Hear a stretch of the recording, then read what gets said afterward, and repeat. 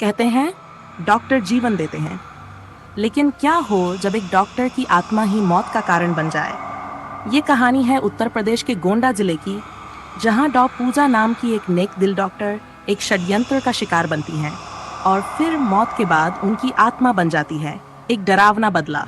रात को जब सन्नाटा छाता है और हवा बाग में सरसराती है तो लोग कहते हैं डॉ पूजा आ गई हैं।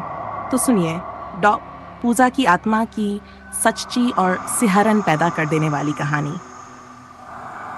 गोंडा जिले के बाबागंज गांव की रहने वाली थी एक समझदार, मेहनती और दयालु डॉक्टर।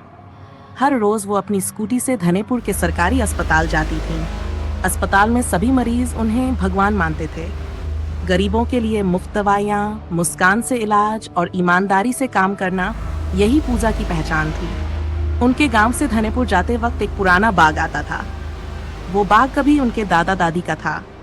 अब वो जमीन एक नेता रणवीर सिंह ने कब्जा ली थी। पूजा हर रोज उस बाग के पास रुकती थी, खड़ी होकर मिट्टी को देखती और सपना देखती कि वहां एक दिन वो नर्सिंग होम खोलेंगी। सीन 2 धनेपुर अस्पताल की सच्चाई कुछ और थी। वहां के स्टाफ, वार्ड बॉय, फार्मासिस्ट सब भ्रष्ट थे, लेकिन पूजा ने इस सिस्टम को चुनौती दी। ये बात रणवीर सिंह को बुरी लगी क्योंकि वह अस्पताल के टेंडर, दवाइयों और कमीशन में शामिल था। पूजा का ईमानदार व्यवहार रणवीर के लिए खतरा बन चुका था। उसने एक साजिश रची और एक दिन अस्पताल से घर लौटते वक्त पूजा के स्कूटी के सामने एक तेज रफ्तार ट्रक आ गया। सिकरक रही थी, हवा तेज थी और ठीक उस बाग के पास जहां पूजा हर दिन रुकती थी, वो ट्रक आया और उन्हें कुचल दिया। पूजा की वहीं मौके पर मौत हो गई। पुलिस ने कहा ब्रेक फेल था, पर गांव वालों ने देखा था ट्रक सीधा उसी जगह आया था, जैसे किसी ने उसे निशाना बनाया हो। पूजा की मां ने चुपचाप कहा ये एक्सीडेंट नहीं था, ये हत्या थी। मौत के एक हफ्ते बाद ट्रक ड्राइवर का अधा जला शव बाग के पास मिला। लोग बोले जान ने मारा होगा, लेकिन उसके चेहरे पर पंजों के नहीं, किसी औरत के नाखूनों के निशान थे। अस्पताल का वार्ड बॉय जो पूजा से रिश्वत मांगता था, अचानक पागल हो गया। दीवारों से टकरा कर चिल्लाने लगा, मुझे माफ कर दो डॉक्टर साहिबा, माफ कर दो। अब बारी थी रणवीर सिंह की। एक रात वो अकेले बाग में गया पूजा की पुरानी चीजें जलाने के लिए। सुना गया उस रात कोई जोर से चिल्लाया, तूने मेरी जमीन छीनी, मेरा सपना छीना, अब मैं तेरा अस्तित्व छीनूंगी। अगली सुबह रणवीर की जली हुई लाश मिली, आंखें बाहर निकली हुई और दिल गायब। की आत्मा का आतंक। अब बाबागंज से धनेपुर का रास्ता सुनसान हो चुका था। लोग डर के मारे रात को वहां से नहीं गुजरते। कभी कभी सफेद कोट में एक औरत दिखाई देती, खुले बाल, लाल आंखें।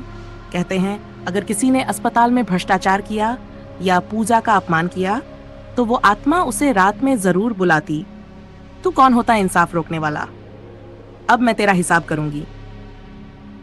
सीन धनेपुर में एक नया डॉक्टर सुमित आया। वो पूजा का पुराना मित्र था।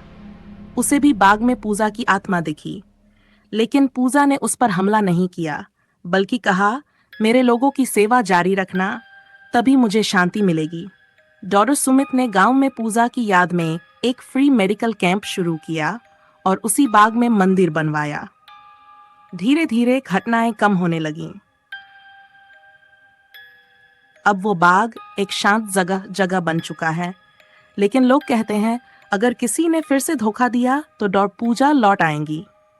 कभी हवा तेज चलती है तो पेड़ों के बीच से एक आवाज आती है, मैं अब भी यहीं हूँ, इंसाफ पूरा करना बाकी है। I am your outro. ये कहानी थी डॉक्टर पूजा की, जिसने जीवन भर सेवा की और मौत के बाद भी अन्याय के खिलाफ खड़ी रही। कहानी सिखाती है कभी किसी नेक इंसान के साथ बुरा मत करना, वरना उसका इंसाफ ऊपर से नहीं नीचे से आएगा और वो बहुत भयानक होगा।